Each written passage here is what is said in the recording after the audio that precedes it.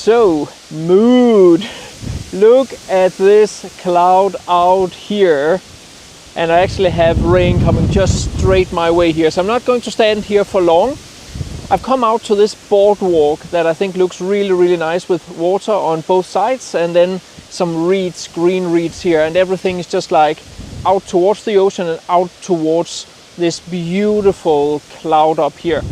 I put on my wide angle lens and a filter so I can blur out the water and just smooth it out completely. And I'm going to put that shot together with a fast shot that I have of the clouds out there in the background, because it's so windy right now that the entire boardwalk is moving, and it's also moving the camera, but I only need the blur from the water, and then I will have the rest just super sharp.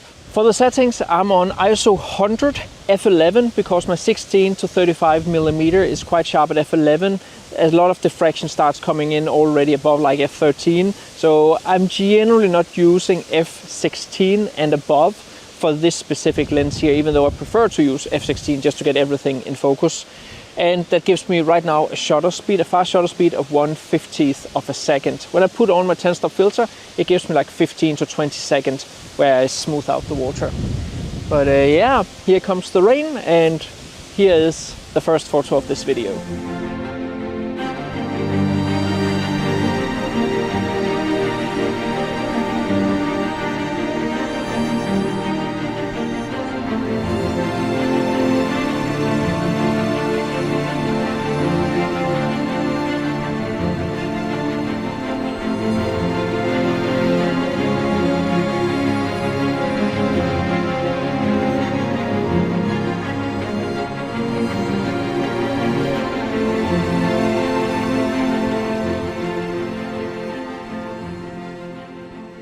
I bloody love these photos. So moody and dramatic. As you can see, I captured two versions of this photo. One with the foreground lit by the sun and one in shadow. Let me know down in the comments which one you prefer.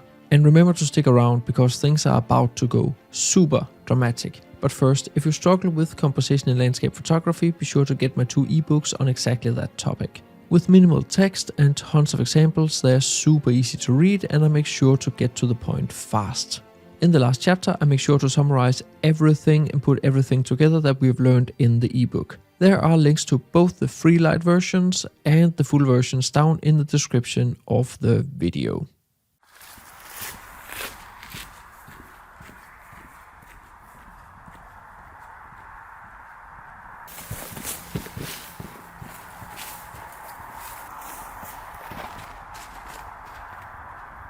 So it is a new day, actually the day after what you have just seen.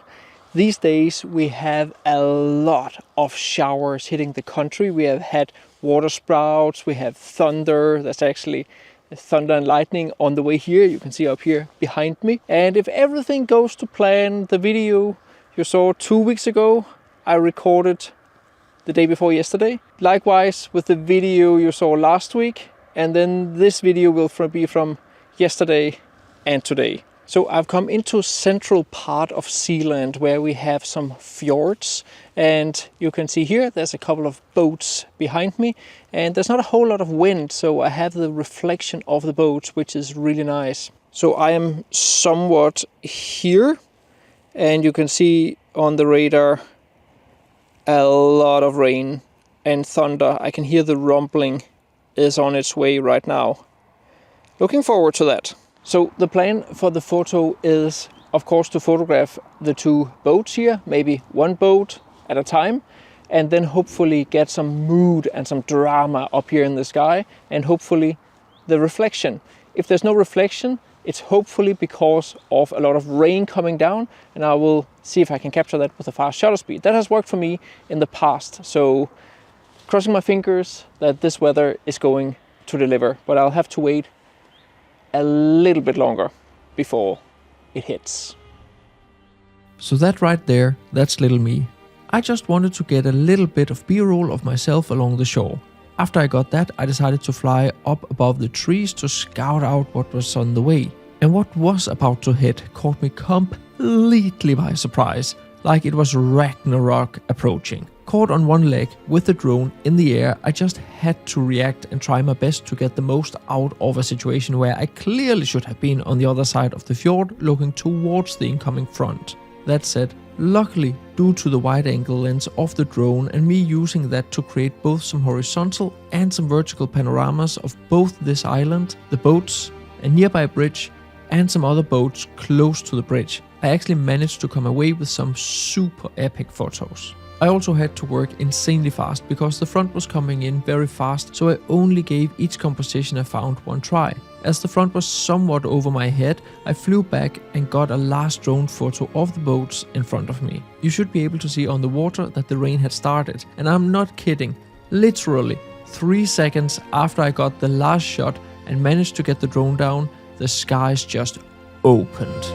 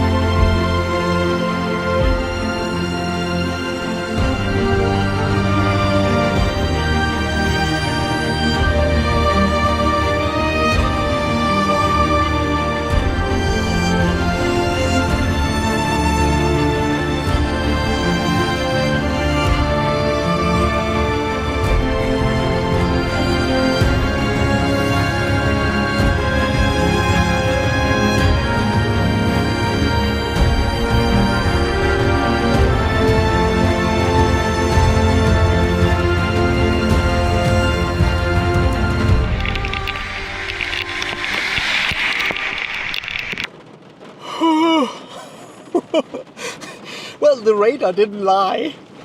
Oh my! This was like the most insane cloud and I've ever seen, and I think even like crazier than the one I saw last year, photographed last year. I was flying the drone because I was like, yeah, I just need to like get a little bit of B-roll here, and then I fly up and then I see that massive shelf cloud coming towards me. And it just moved so fast. I was just panicking, flying around, trying to see if I could find some kind of foreground with the drone. I think I managed. And then it just started hammering down. I needed to get the drone in, pack it while it started raining, and then I took the sling with the drone in and I hit my microphone and that one fell off, and I had to find the magnet while it was raining and keeping my camera dry, also taking a couple of photos with the main camera here. Oh my! Oh my! That was crazy! I think I got like one mobile phone shot. Insane. I'll wait here in the car a little bit until the rain has like stopped, and then I will go out and see if I can get what I actually initially came for. But already now I think I actually managed to get something really cool, both with the drone and with my main camera.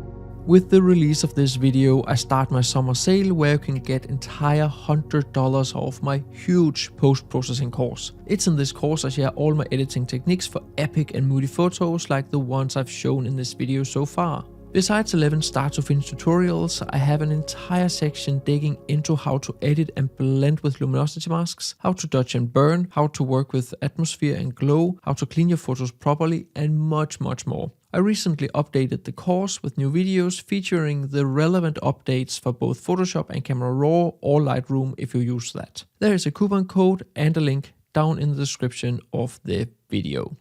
So it's quite a bit different now. Bit of texture in the clouds, completely gray background. I still haven't gotten completely over what I just witnessed. That was insane. Yeah. I'll get a couple more shots here, hopefully. I did wait around and got a few photos, but they weren't really as interesting as the ones I've just shown. So let's just move on to sunset.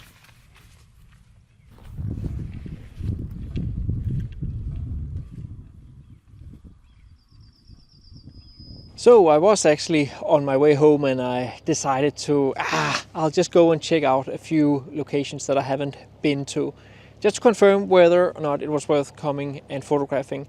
And the sky seems to do delicious stuff.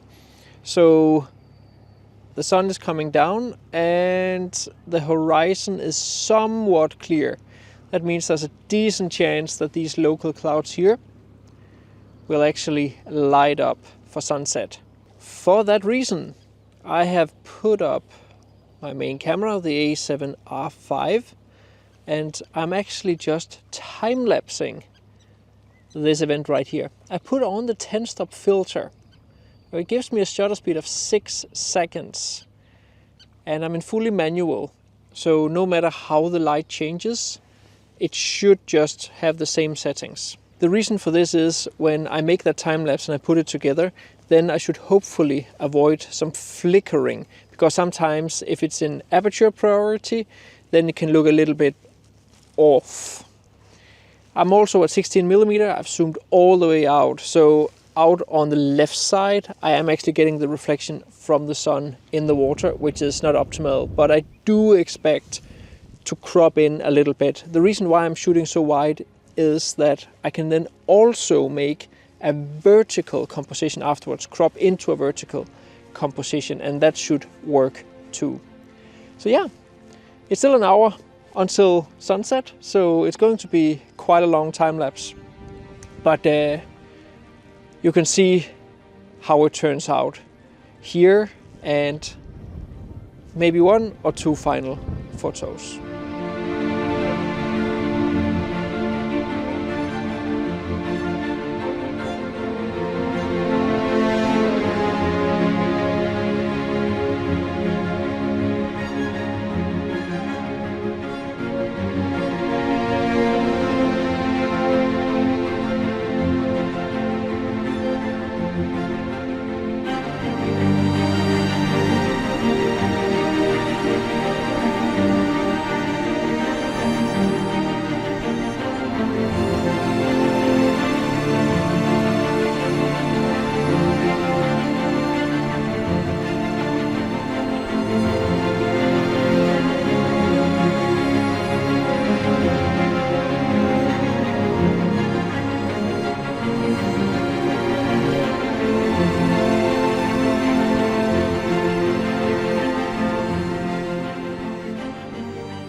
If you want to learn even more about composition, be sure to get my ebooks. And if you want to learn more about editing, be sure to enroll in my big Photoshop Landscape Photographers post-processing course.